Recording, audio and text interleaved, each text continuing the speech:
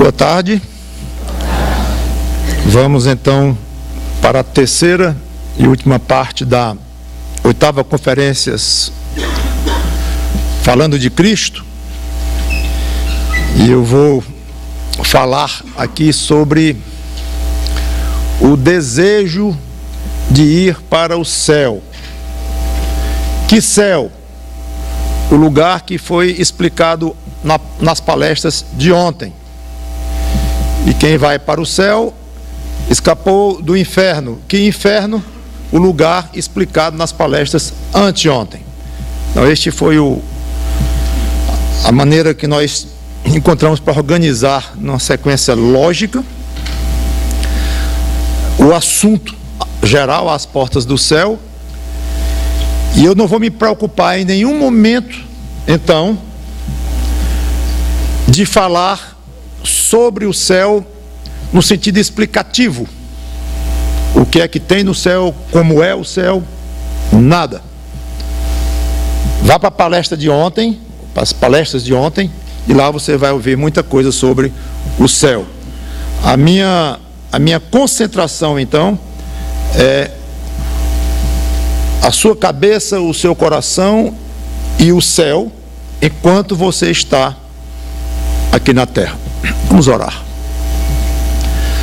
Santo Deus, nosso bom Pai, queremos te pedir tua orientação sobre o que vai ser dito aqui agora, te agradecer pelo privilégio e a oportunidade de falar a tua palavra, que teu Espírito Santo nos ajude a valorizar mais o fato de que agora somos cidadãos do céu. Que o teu Filho Jesus Cristo seja honrado aqui, glorificado em tudo que vai ser dito, e que tenha valido a pena nós virmos até aqui para estudar, aprender e aplicar mais da tua palavra. Em nome do Senhor Jesus Cristo te peço e te agradeço. Amém. Era uma vez uma pobre moça numa pequena cidade.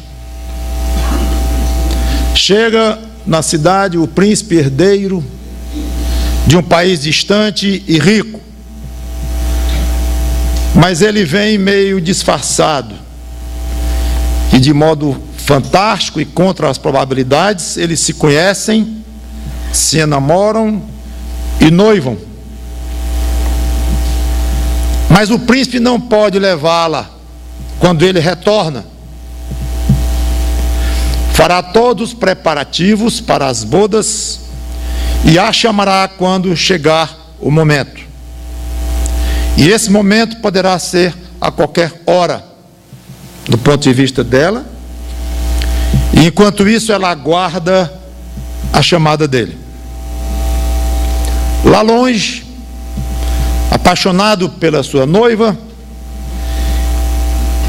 ele estará pensando ou preparando o lugar para ela, e o melhor lugar que ele poderá conseguir no seu reino, para alguém tão especial.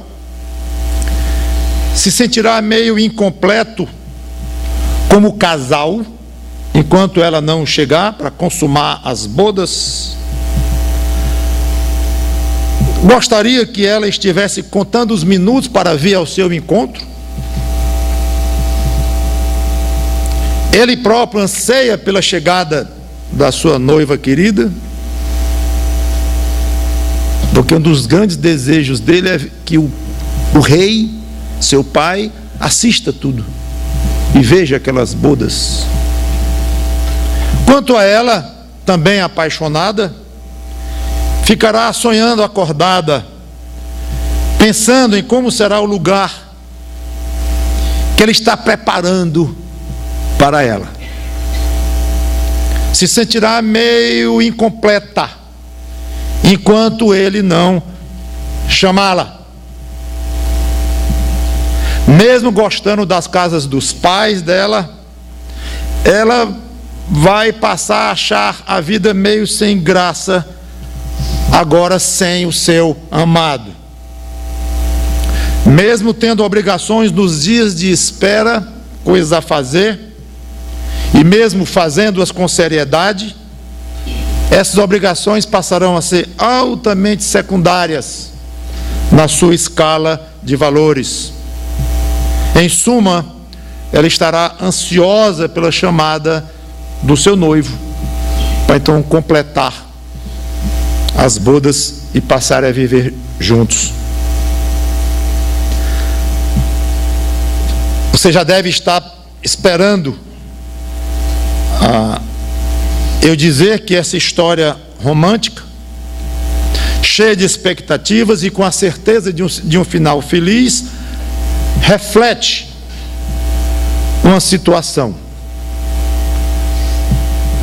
Mas eu vou, em vez de afirmar, eu vou perguntar: será que este quadro que eu pintei aqui, de fato, reflete a situação entre Cristo e o crente? Você, considerando você salvo em Cristo. E segundo, reflete a situação entre você e Cristo. São os dois lados que devem ser examinados. A sua resposta vai indicar o quanto você tem entendido os motivos de querer ir para o céu.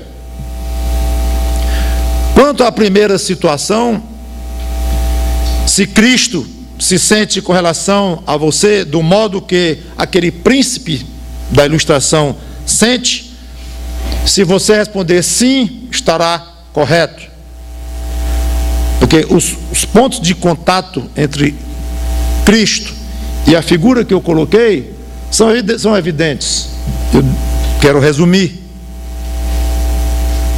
Cristo deixou a glória do seu Pai no céu, pobre e humilde veio a este mundo pecador, sofreu e morreu pelos pecados dos homens, a quem veio salvar, tornou-se noivo da igreja, coletivamente e individualmente de cada crente. Voltou para Deus no céu, onde ele, Cristo, reassumiu toda a sua honra, toda a sua glória, toda a sua autoridade. E disse que ia preparar lugar para os seus discípulos, conforme a passagem bastante conhecida de João 14:3, e quando eu for e vos preparar lugar, voltarei e vos receberei para mim mesmo, para que onde eu estou estejais vós também. Pequeno detalhe técnico: quanto a essa ideia de voltar, não está na nossa figura que eu coloquei, porque esse retorno vai acontecer quando a igreja estiver completa e ele virá então buscar a sua noiva nos ares. Os que tiverem morrido receberão corpos glorificados e os que estiverem vivos serão transformados.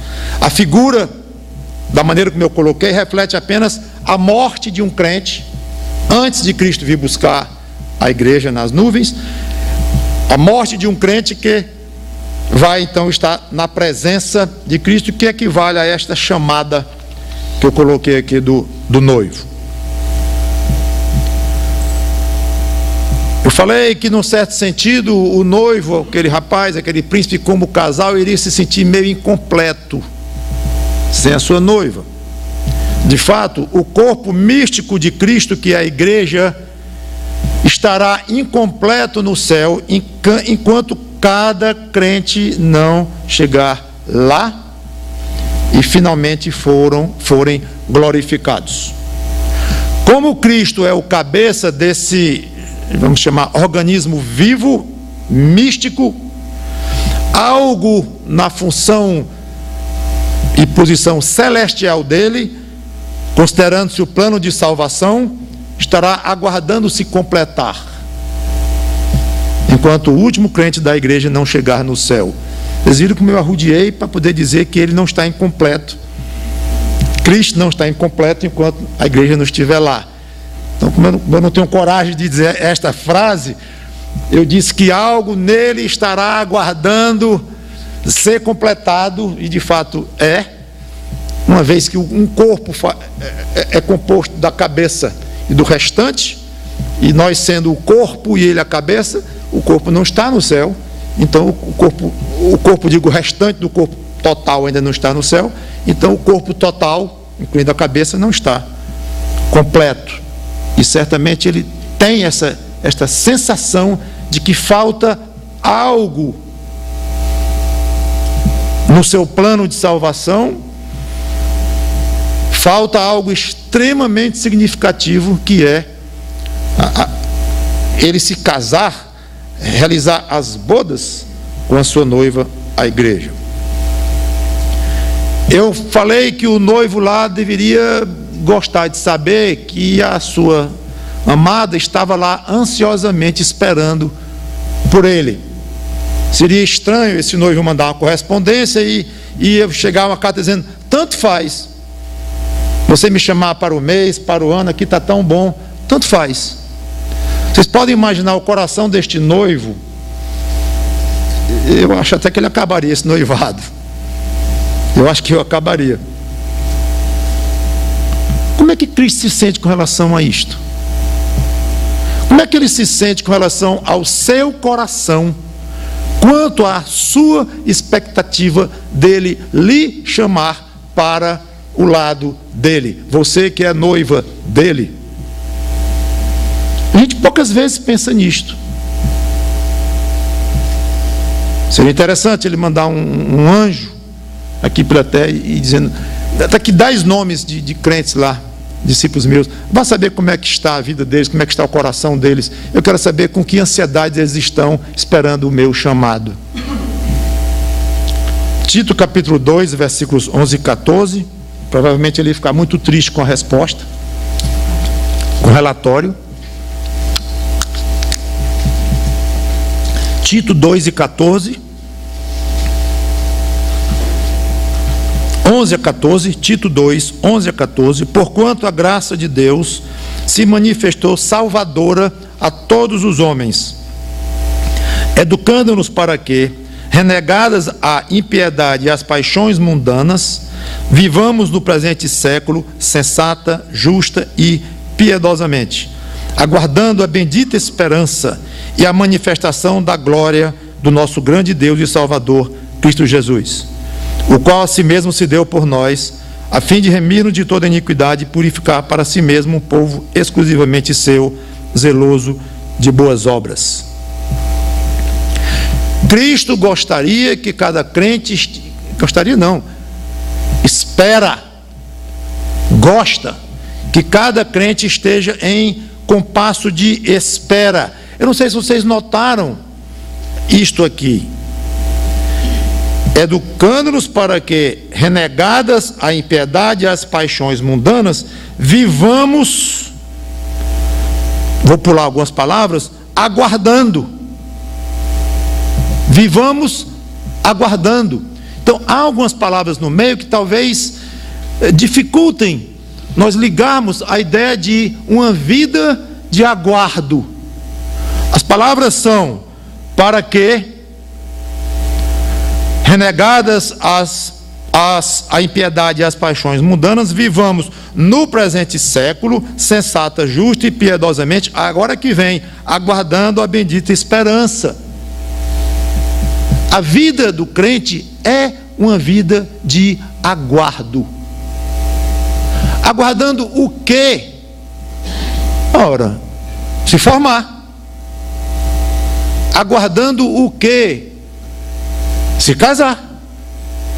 Aguardando o quê? Que a igreja me convide para eu ser diácono. Aguardando que eu ganhe meu primeiro milhão.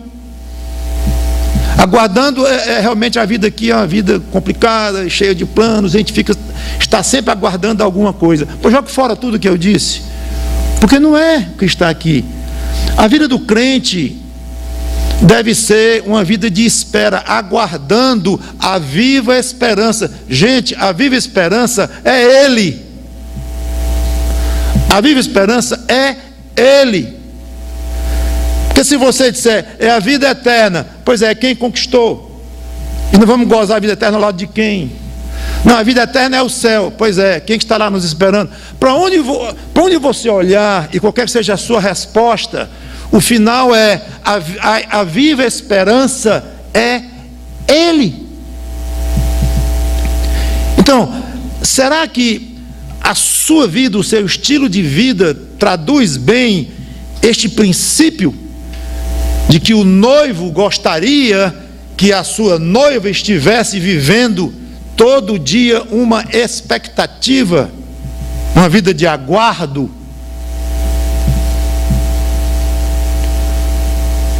E é interessante que é fácil concluir que o comportamento padrão do crente, como Paulo foi bem claro aqui, renegar a impiedade, as paixões mundanas, de maneira sensata, justa, piedosa e tal, tudo isto não é um fim em si mesmo, mas um preparo para o encontro.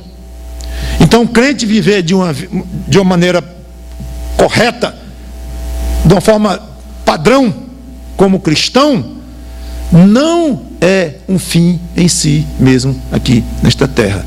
É se preparando para aquele encontro.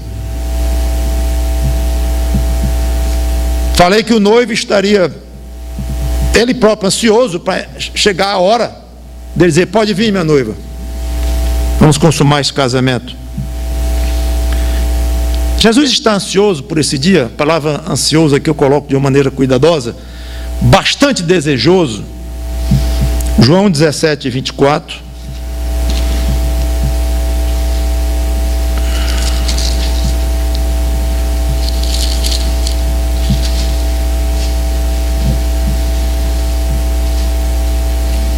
João 17 e 24. Pai, ele está orando ao Pai aqui. A minha vontade é que onde eu estou, estejam também comigo os que me destes, para que vejam a minha glória que me conferiste, porque me amaste antes da fundação do mundo. Tudo que ele deseja, o Pai faz. Ele mesmo disse isso lá antes de ressuscitar Lázaro. Pois bem, esta vontade dele, colocada aqui de uma maneira tão clara, tão explícita, com relação a você, crente, orando ao Pai, os apóstolos ouvindo, esta vontade dele ainda não se realizou com nenhum de nós, porque nenhum de nós está no céu ainda para ver a glória dele. Nenhum. Então é algo que está aguardando realização. É algo que o coração dele ainda espera que a noiva dele se complete, para que seja realizado esse casamento e o pai dele veja os que o próprio pai deu para ele. Sem pensar que na volta dele na tribulação, no final da tribulação, como já comentei, mas apenas na partida do crente para ele, quando chega o dia de cada crente partir, é interessante.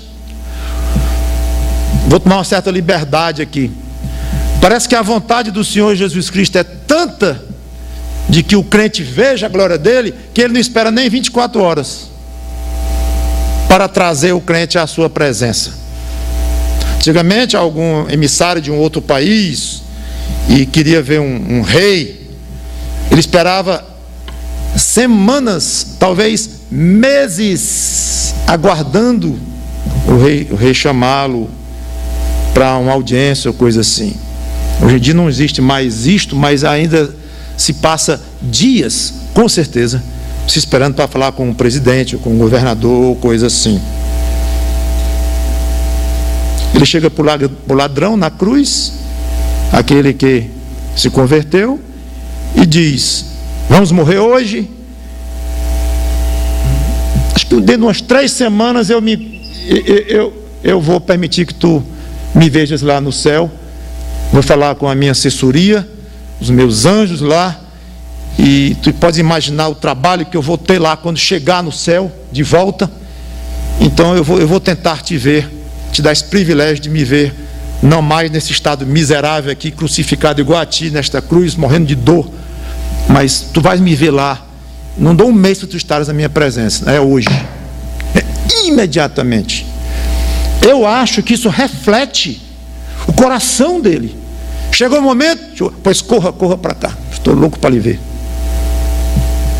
É assim que eu penso. Em suma, o noivo da história, no desejo de chegar A hora de mandar buscar a sua noiva ilustra muito bem Cristo como nosso noivo. Agora a grande pergunta: e quanto à ansiosa expectativa da noiva de ser chamada para o grande encontro, podemos dizer que isto ilustra bem você próprio? De Cristo eu garanto, porque tudo dele é perfeito, é correto, é como está nas Escrituras. Não temos nem direito de vacilar, porque o que está aqui é o que é. Então tudo o que eu falei com relação a ele é. O ideal que deve acontecer com ele, acontece. E com relação a você, com relação a mim, como crentes, pode-se dizer que você anda sonhando acordado? Como eu disse que a noiva estaria lá aguardando que o seu príncipe mandasse buscá-la? Você anda sonhando acordado, pensando em como será o lugar que ele está preparando para você? Você se sente meio incompleto enquanto Cristo não lhe chamar? Eu tive muito cuidado de dizer que ele estaria incompleto sem nós chegarmos lá. Vocês viram que eu arrudiei um bocado. Mas agora não, agora eu vou direto. Você está completamente, olha essa expressão, completamente incompleto. Você nem tem sentido isso. Mas você está entendendo o que eu estou dizendo? Muito incompleto, se ele lhe chamar. Você tem esta sensação, você se sente incompleto? Não, pastor, eu sei pelas passagens bíblicas. Esqueça as passagens bíblicas, esqueça a doutrina, esqueça a teologia, esqueça. Eu quero dizer, o seu coração tem convicção, sabe, que você está incompleto antes de Cristo mandar lhe chamar? Mesmo gostando da família, da sua família, dos amigos, das coisas que você possui nesta terra, poucas ou muitas, que você admira a natureza, você acha a vida meio sem graça, sem a companhia de Cristo? Seja honesto com você mesmo.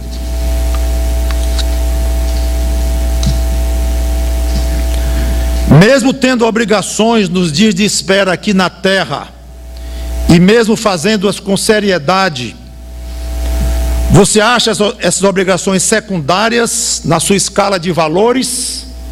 Você acha essas obrigações secundárias na sua escala de valores? Porque eu disse, enquanto a noiva estiver esperando o noivo chamá-la, o seu príncipe chamá-la, ela vai ter suas obrigações, ela vai desenvolvê-las com seriedade. Mas aquelas coisas, aquilo é só para ganhar tempo. Porque o bom mesmo é chegar o mensageiro do príncipe e dizer, pode vir, estou esperando. Estou esperando isso o dia inteiro. Em suma, você vive em grande expectativa pela chamada do noivo para consumar o casamento com você no céu? Creio que essas perguntas são cruciais para mostrar o quanto você corresponde à expectativa que Cristo tem quanto ao seu coração enquanto você está aqui na terra.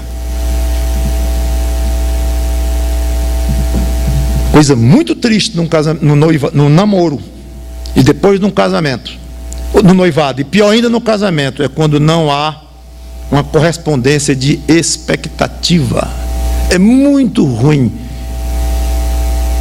E muitas vezes os namoros se acabam, noivados se acabam, até casamentos se acabam, porque não há uma correspondência de expectativa. É evidente que você não me ama um milésimo do que eu já provei que lhe amo. Mas o que eu tenho para lhe dar é isso e tal. É ruim demais. No namoro aquilo não demora muito. Não demora, não tem perigo e não vai demorar. Muitos noivados se acaba, e o casamento, se não for de crentes, acaba rápido também. E até de crentes já estão se acabando cada vez mais rápido, infelizmente, porque as expectativas não são correspondidas. Mas não importa acabando ou não, é o coração do outro o que sente. Eu ficaria muito triste se descobrisse que o Senhor Jesus Cristo olha para mim, que eu acho que deve acontecer isto, e pensar, a expectativa do Mauro para que eu mande buscá-lo está muito abaixo do que eu gostaria. Muito abaixo. Todas essas perguntas aqui poderiam ser resumidas numa só, que é o título desta palestra: quero mesmo o céu? Agora coloque um peso grande nesse mesmo, por favor. Eu quero mesmo o céu? Eu quero para valer o céu? Eu não tenho dúvidas que a resposta de todo crente vai ser sim, positiva. Agora, vamos convir. Eu acho que, enquanto poucos diriam entusiasmado e alto, sim, talvez muitos, se não a maioria, iria dizer sim. Como eu não ouvi direito. Você quer mesmo o céu? Sim. Não dá para dizer um pouquinho mais alto, não? Sim, mas se puder adiar, né? Talvez muitos de nós responderíamos desta forma, se fôssemos honestos. Um sim muito fraco. Cada qual sabe o tamanho do seu sim, do seu coração. E seja qual for o tamanho do seu, o meu objetivo é tentar lhe ajudar a querer aumentar no seu coração a força, a intensidade desse sim. E acho que a melhor estratégia é lembrar que a Bíblia nos dá motivos de sobra para que essa vontade seja grande, quase uma ansiedade. E eu não sei nem se eu colocaria esse quase, uma ansiedade mesmo. Temos bons motivos para desejar tanto ir para o céu? Se não há bons motivos, qual o sentido da vontade?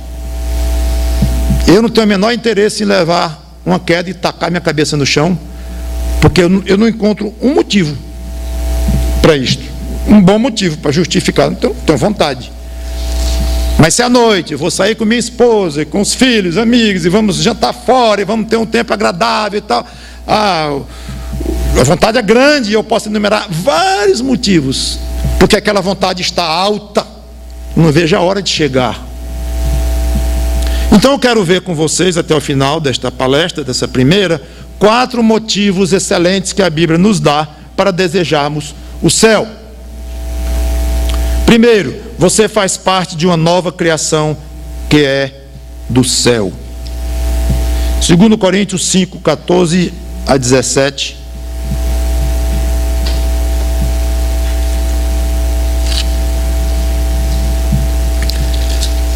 Diz assim: pois o amor de Cristo nos constrange, julgando nós isto: um morreu por todos, logo todos morreram.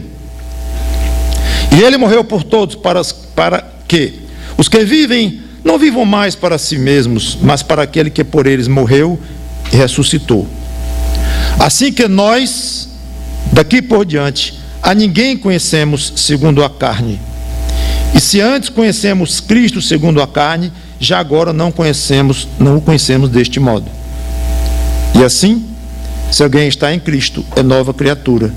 As coisas antigas já passaram, eis que se fizeram novas.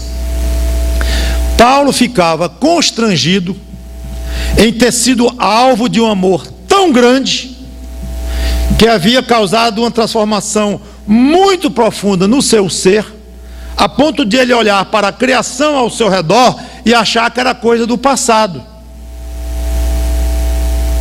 Ao redor dele, a criação presente,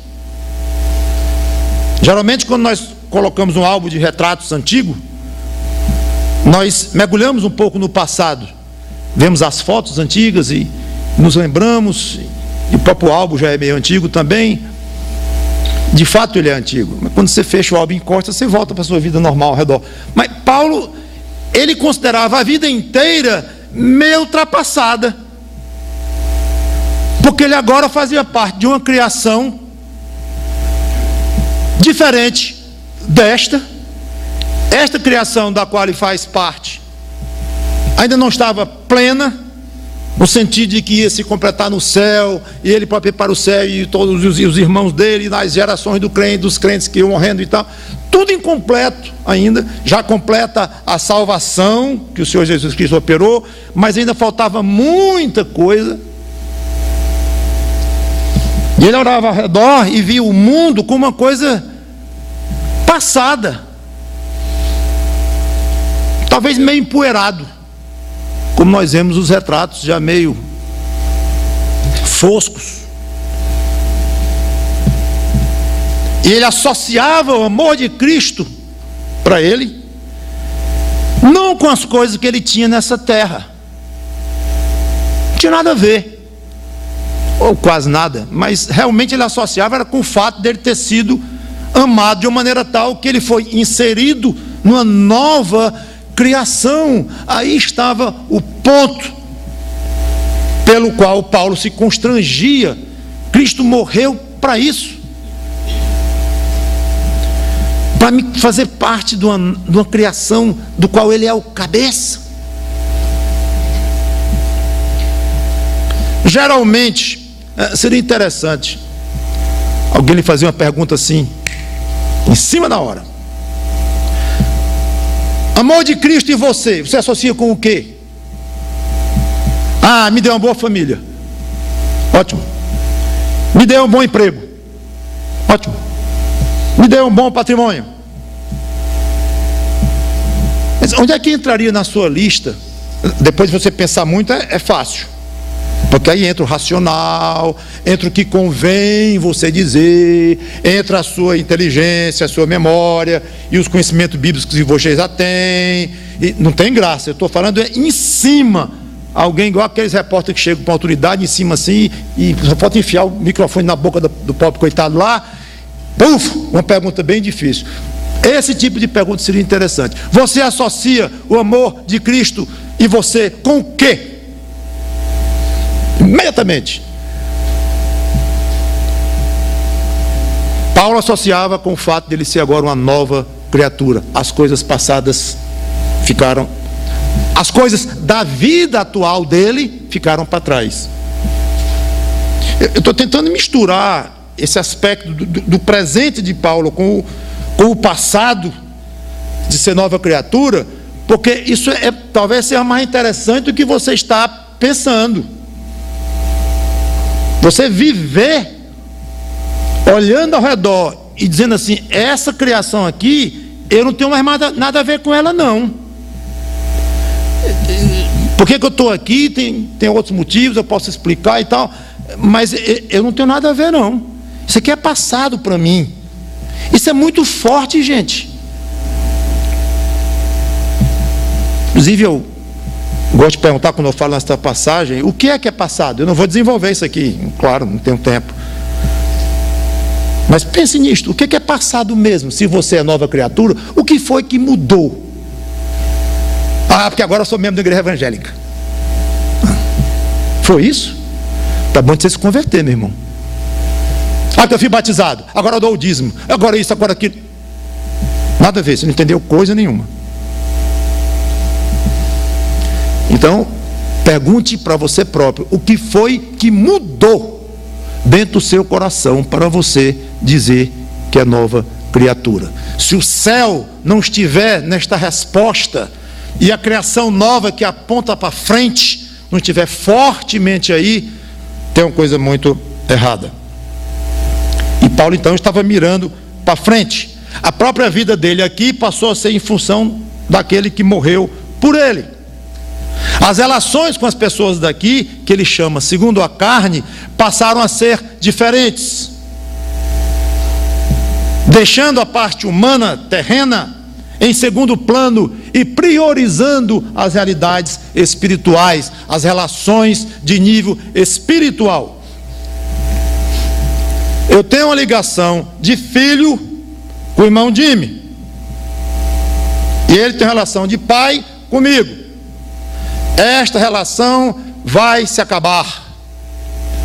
Eu tenho relação de marido com a Sandra, ela tem relação de esposa para comigo. Esta relação vai se acabar, está com os dias contados, porque o primeiro que partir daqui, se for ela, rompeu a ligação conjugal comigo. Se for eu, rompeu-se a ligação conjugal com ela, a ligação filial minha com meu pai e minha mãe, acabou-se. Quando Paulo diz que nós não conhecemos mais segundo a carne, sabe o que quer dizer? É que estas relações carnais, quando eu digo carnais aqui, é no sentido de sangue, não é no sentido pecaminoso não, é de sangue aqui na terra, e ficaram altamente secundárias. Eu estou falando de sangue, de filho e pai, de irmão com irmão de sangue, e falando de marido e mulher. Imagine agora uma relação sua com o patrão, ou com o empregado, ou com as coisas daqui, seu emprego. As relações devem ficar no nível tão abaixo, tão abaixo. Quem conheceu Jesus Cristo pessoalmente, Paulo disse, praticamente esqueça o que você conheceu de Jesus de Nazaré, na carne, esqueça. Maria, eis aí teu filho. Olhou para João e disse, eis aí tua mãe. É exatamente isto. Jesus dali para frente não conhecia mais Maria segundo a carne, e ela não deveria mais conhecê-lo segundo a carne. Fim. Ele estava morrendo ali, ressuscitaria. Ele não era mais filho de Maria. A relação de carne, como diz aqui, segundo a carne, acabou. Então até mesmo pessoas que conheceram Cristo na carne aqui, enquanto ele estava aqui, Paulo colocou lá embaixo. Grande coisa você ter conhecido Jesus pessoalmente. Esqueça. O que interessa é a sua relação espiritual com aquele Jesus que você conheceu. Agora, se você o conheceu e gostou dele, e se foram amigos, se você se converteu a ele ou não se converteu, então, tudo bem que foi uma relação boa que você teve com ele, você vai ter lembranças dele, ótimo, não é uma coisa desprezível, mas quando se compara com a relação espiritual que você iria passar a ter com Cristo, fica desprezível. E a mesma coisa com relação às nossas relações aqui nesta terra. A ligação que eu tenho com o irmão em Cristo nunca será desfeita em contraste com a outra. Se meu pai é crente, graças a Deus que é, a relação irmão em Cristo, esta nunca se acaba. Minha relação com a Sandra, que é crente, graças a Deus, nunca se acaba como uma irmã em Cristo. Então, quando chegar no céu, não é, oi meu pai. Estranho, essa linguagem não creio que vai existir de hipótese alguma no céu. Oi minha esposa. Estranho. Não se dão em casamento no céu, são como os anjos. Jesus disse, minha esposa, tem alguém estranho aqui, tem um elemento esquisito aqui. Então Paulo entendeu isso de uma profundidade muito grande e passa para nós o seguinte: tenha esta noção na terra, enquanto você vive aí. Não é fique esquecido num cantinho da sua cabeça essas verdades. Quando chegar no céu, então você vai entender melhor, aplicar isso.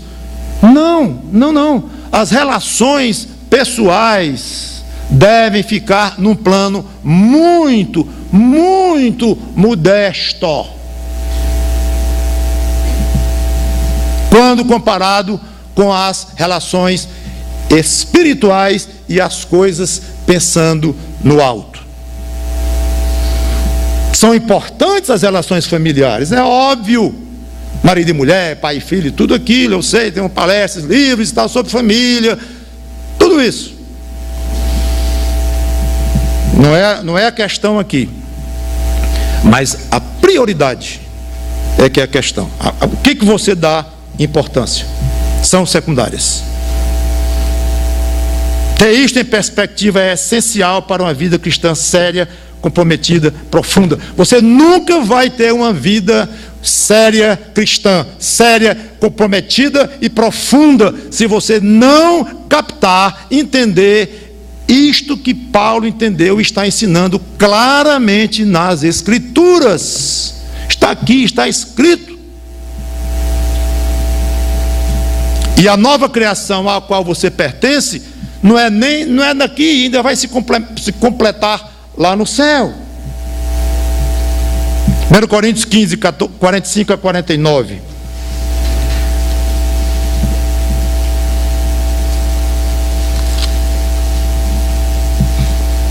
Primeiro Coríntios 15, 45 a 49.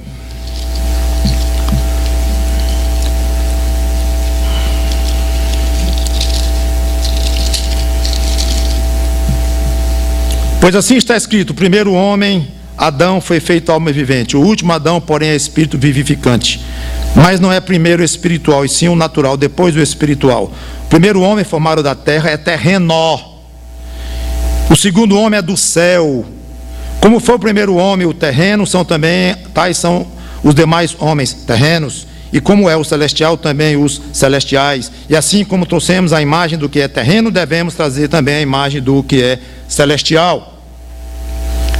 O seu aspecto terreno é provisório, virá depois o definitivo, e você vai adquirir a imagem daquele que é celestial, a imagem do Senhor Jesus Cristo. Detalhe: a formação desta imagem começou aqui, já foi iniciada esta sua semelhança com o segundo homem, no caso o espiritual. Paulo via esse contraste terreno e celestial com muita clareza. Isso afetava a vida toda.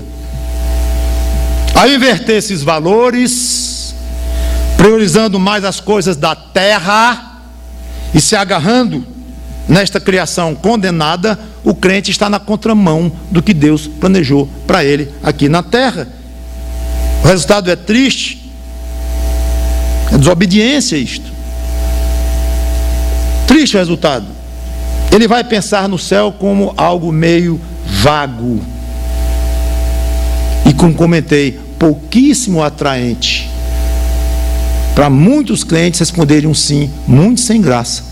E ainda podendo complementar, se demorar um pouco mais ainda, melhor. Sem prazer de partir, ou a ideia de partir. Mas se coloca as coisas na devida ordem, que prazer pensar no céu. Então, você faz parte de uma nova criação. Estude mais isto, veja mais o que a Bíblia fala disto. Não posso desenvolver, o tempo vai estourando tudo, mas é tão importante, tão básico. Mas segundo, você pode ter certeza que o casamento com Cristo, a sua participação na nova criação, enfim, tudo que foi prometido pelo Deus da Bíblia irá se consumar no céu. O próprio Senhor Jesus Cristo garantiu. Eu não vou ler, está lá em João 10, 28 e 29. 1 Pedro 1, 3 a 5 e Judas 24 e 25, não vou ler nenhum deles. Fala do poder de Deus para cumprir o que Ele prometeu. Deus e Cristo. Eu fico pensando às vezes que nós não acreditamos muito no que Deus diz, não. Vamos até um certo ponto e enganchamos. Parece que empanca. Até que vai. E quem acredita um pouco mais, já fica um crente diferente. E às vezes criticado pelos outros. É um bicho estranho. Entendeu mais. E acreditou mais. Acreditou mais. Sabe qual é o problema? Nós não temos um referencial na terra de uma verdade absoluta dita por alguém que eu possa acreditar. Eu não tenho. Não tenho. 9 horas eu estou lá. Não está. O carro furou, não importa, mas não está. Deu uma dor, acabou, foi no hospital, mas não está. E você disse isso. Eu fui apurar e não é exatamente o que eu disse. Ah, mas eu não sabia que tinha este dado adicional. Mas houve. Eu não sabia. Foi bem intencionada a minha resposta. Mas eu não sabia. Ignorância. Mas como é que eu vou confiar? Nenhum de nós é confiável. Nenhum de nós é confiável. Então, infelizmente, desgraçadamente, nós não temos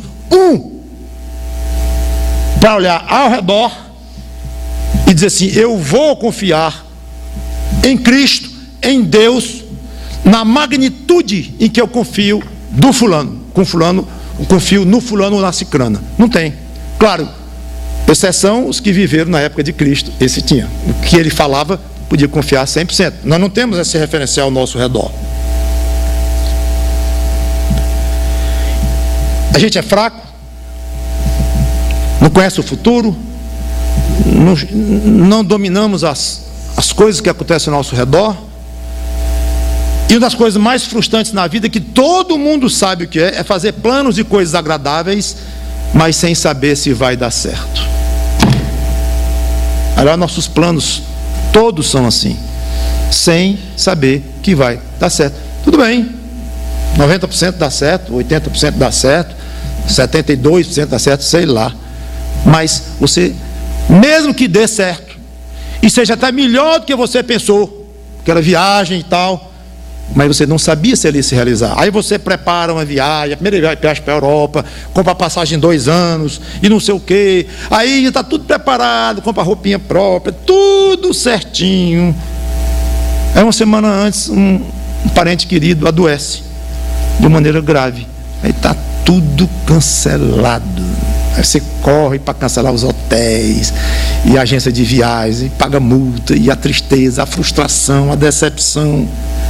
Ainda vai ajudar o pobre do parente a pagar o hospital, vai embora o dia da viagem todinho. É muito ruim. Não podemos confiar nas coisas daqui. E o pior ainda é quando a bolha de um sonho estoura de vez, repentinamente. Dentro do exemplo que eu dei no início, da noiva e o noivo, do príncipe e tal, que ele prometeu casar com ela e que ia mandar ela buscar para consumar o casamento. Quantas moças já desistiram, já receberam a notícia da desistência do casamento da parte do noivo, momentos antes, às vezes no altar, e noivos receberam essa notícia também. Acho que é mais comum as noivas, não sei porquê, mas é muito triste. Falando agora de casamento, eu me lembro, eu acho que se lembra também, muito triste. Eu me lembro, eu abaixado no carro, vendo a noiva ali dentro, arrodeando o quarteirão, aí veio a notícia: bomba, vem não. Ele mandou avisar que não vem não. Então fui eu, o pai da noiva, não me lembro quem mais lá, estava na liderança da igreja na época, e paramos o carro, me lembro eu abaixado, olhando para ela, velho Grinaldo, de cortar o coração, não gosto nem de me lembrar, e dizer: olha, ele desistiu, ele não virá, não vai ter casamento.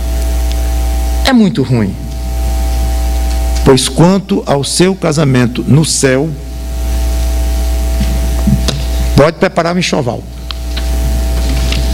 pode arrumar as malas, pode fazer planos e planos e planos e planos, porque eles vão acontecer.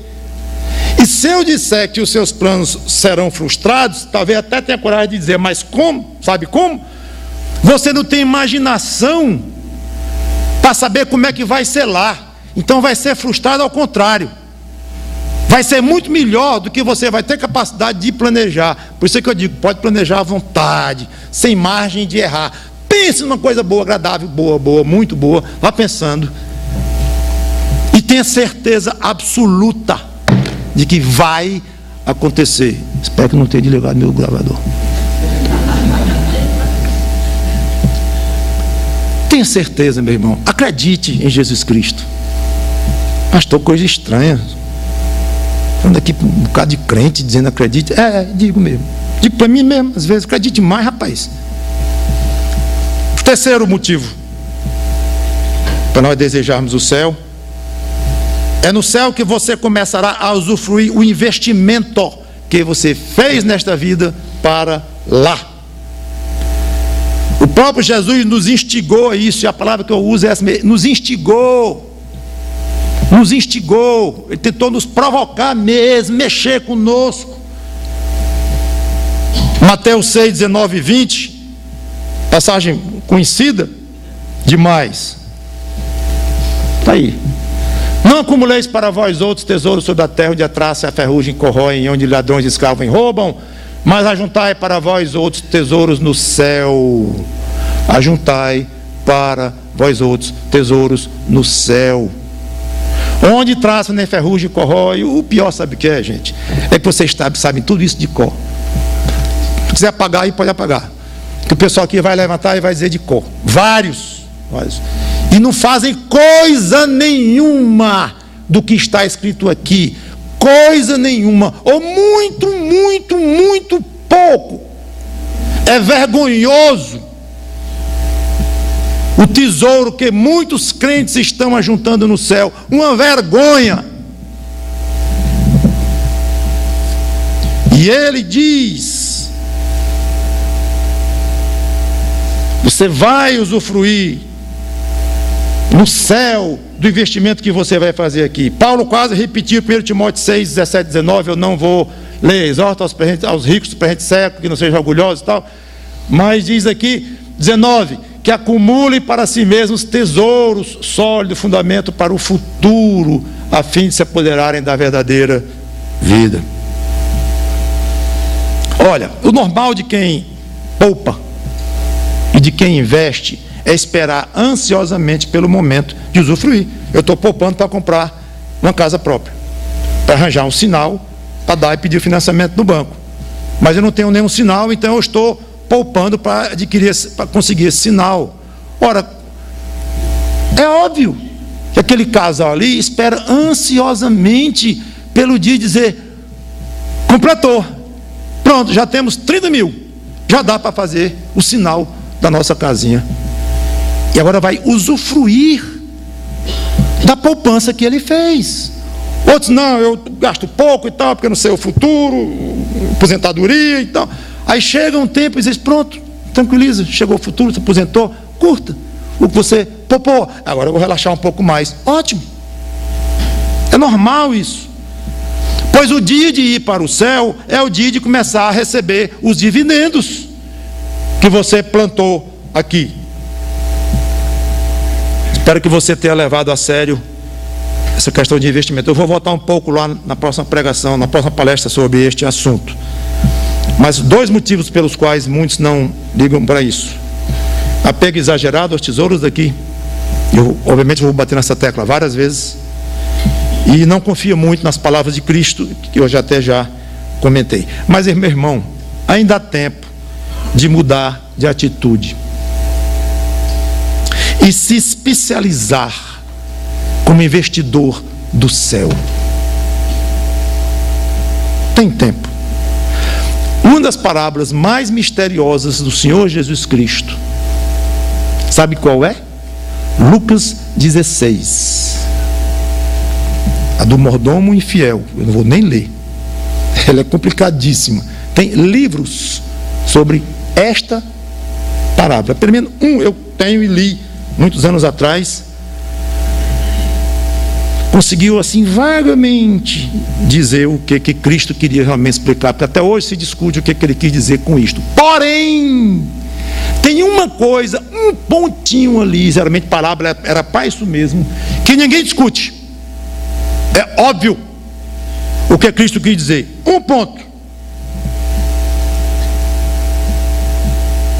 que o crente tente utilizar as coisas materiais daqui em benefício de valores espirituais futuros a serem desfrutados no céu. Ninguém duvida disto. Se o mordomo fez bem, fez errado, se o patrão ficou zangado com ele, ou isso, ou aquilo, o que é aquilo de desonesto, tesouro, impureza e tal, deixa lá. Mas essa verdade ninguém discute. Cristo disse: aproveite, porque os homens daqui, os filhos da iniquidade, fazem isto, são inteligentes, eles aplicam aqui para colher lá na frente. Façam isto, usem valores materiais, relacionamentos aqui na terra, coisas desta terra, para aplicar em valores espirituais a serem usufruídos no céu. Quarto e último desta palestra, motivo para desejar o céu.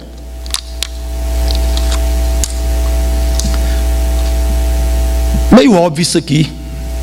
Você é um pecador indigno, merecedor do inferno, e etc, etc. O seu currículo é muito feio, e o meu também.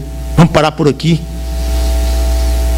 Saber que há no céu um Deus todo-poderoso, bondoso, santo, justo, reto. Eu vou parar por aqui também, porque a lista é grande das maravilhas desse Deus. Este Deus super maravilhoso lhe esperando no céu. Um miserável como você chegar no céu e ele esperando, não é esperando para dizer assim, deixa ele vir, para ver o tamanho do chute, para ver o tamanho da repulsa que eu vou ter, pelo que ele pecou, pelo que ele é no coração dele, ruim, todo. Não, esse Deus está lá nos esperando para compartilhar conosco as maravilhas que ele tem. Mas como é que pode? É isto o que vai, eu acho, deverá servir de motivo para nós desejarmos muito. Deve ser bom demais. E Deus aceita pecadores tão ruins por causa do plano da salvação que vocês conhecem, não vou explicar, porque Cristo pagou por cada um dessas suas maldades, seus pecados, dos meus, dos nossos. Então o plano da salvação é perfeito, mas o fato é que foi pago, você não é mais devedor a Deus, não vai mais para o inferno, merece, mas não vai, porque Cristo morreu por você, comprou a sua alma e venha para cá. Detalhe, o que eu mais quero é mostrar, é que vocês estejam perto de mim, para eu mostrar para vocês, diante do Pai, a glória que Ele me deu. Gente, não podia ser melhor do que isto, é impossível. É até difícil de acreditar. Aliás, eu vou ser mais claro, é impossível acreditar. O homem natural não acredita. É tão bom que o homem natural, da maneira como ele nasceu lá nos seus pecados, como todos nós nascemos, ele não acredita. E por que nós acreditamos? Porque o Espírito Santo nos deu fé e nos abriu, nos desvendou. Mas se comparar de um lado a mediocridade da sua pessoa, os padrões baixíssimos deste mundo, o destino que nos estava reservado, e do outro a excelência da pessoa de Cristo, de Deus, das coisas espirituais, só esse contraste já deveria servir como um motivo fortíssimo para nós queremos desejar intensamente aquela vida maravilhosa que nos espera. Não vou ler, mas Davi, segundo Samuel 7, em 18, 24 a 26, o que é interessante aqui é o reconhecimento da própria indignidade dele, não sou digno disso, e a vibração que ele teve quando ele soube das promessas maravilhosas que Deus fez a favor dele e da casa dele, que incluiu tempos eternos. 3 vezes aqui, dos versículos 24 ao 26, ele fala a palavra para sempre, para sempre, para sempre. Tudo bem, eu sei que no hebraico pode significar longo tempo, expressão para tempo, longo tempo. Mas Davi cria na vida eterna, como eu vou mostrar na última mensagem. E deve ter dado um sentido muito mais duradouro do que apenas dizer durante muito tempo. Mas ele deveria ter em mente realmente a eternidade. Quero encerrar dizendo o seguinte, preparando para a próxima palestra. Por mais que você compreenda os motivos e reconheça que são fortes, para crer, para ter vontade da vida eterna, e a sua vontade seja sólida, sincera. Mas cuidado para não se tornar uma vontade estática, que não aumenta, nem diminui, e que se transforma quase numa informação técnica encostada num cantinho do seu coração, aguardando a realidade. É muito bom o céu, seria bom ir para o céu, concordo com tudo que o pastor disse, não questiono nada aí, e lá fica. Creio que seja um desperdício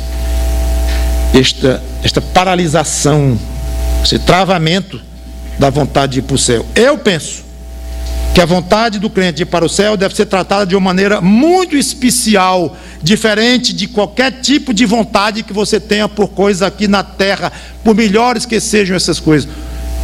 Pessoal, vocês sabem o que certas pessoas são capazes de fazer por causa da vontade de fazer aqui na terra. Então, essa vontade de ir para o céu, você deve considerar algo muito precioso na sua vida. Só o fato da vontade, considerando como uma sementinha que o Espírito Santo colocou no seu coração, e foi Ele que colocou mesmo, deixar essa sementinha encostada num canto sem crescer é quase um crime. O crente deve se dispor a trabalhar essa vontade, exercitando-a todo dia, tornando-a mais bonita, mais forte, aumentando a vontade. Olha o que eu vou dizer: a qualidade de um crente que valoriza o desejo de ir para o céu é muito superior à qualidade de vida de um crente que não faz muito caso desse desejo. O próprio Deus manda nós vivermos em função das coisas celestiais. E eu bem apressadamente quero colocar Colossenses 3:1, depois eu vou voltar a esta passagem, mas rapidamente, o pastor Genan tocou nela.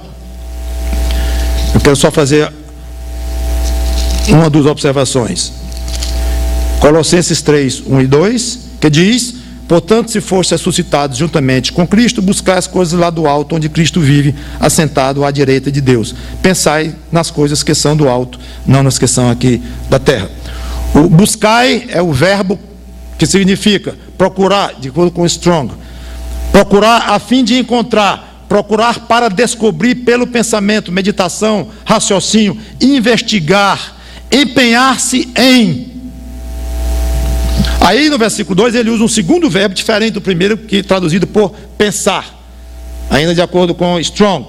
Refletir sobre a própria opinião, refletir sobre a própria opinião.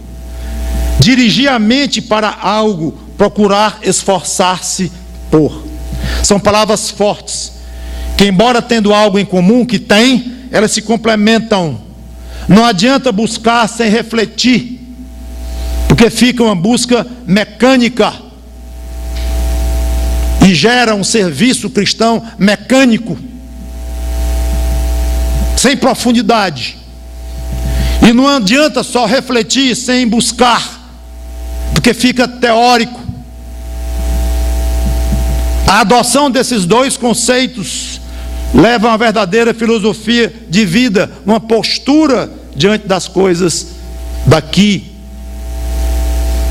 Não pensar nas que são aqui da terra. Esse aspecto negativo sempre me impressionou, depois dele dizer 2 vezes: buscai, pensai nas coisas do alto, não nas que são aqui da terra. Então, com relação às coisas do alto, busque, trabalhe por elas, pense sobre elas, reflita sobre elas, não nas que são aqui da terra. Por que não nas que são aqui da terra? Porque é lá no alto que Cristo vive. Ele coloca 3 motivos. Já morremos para as coisas daqui, não vou desenvolver, e o último eu vou comentar na próxima palestra, quando eu estarei comentando então algumas maneiras de cultivarmos melhor esta sementinha que Deus nos deu, que é a vontade de ir para o céu. Talvez muito pouco desenvolvida na sua vida, ou razoavelmente, ou muito, não sei. Mas vamos tentar ajudar nós mesmos no sentido de fazer essa sementinha se tornar uma árvore forte na nossa vida e um fator preponderante na nossa vida, vontade de ir para o céu.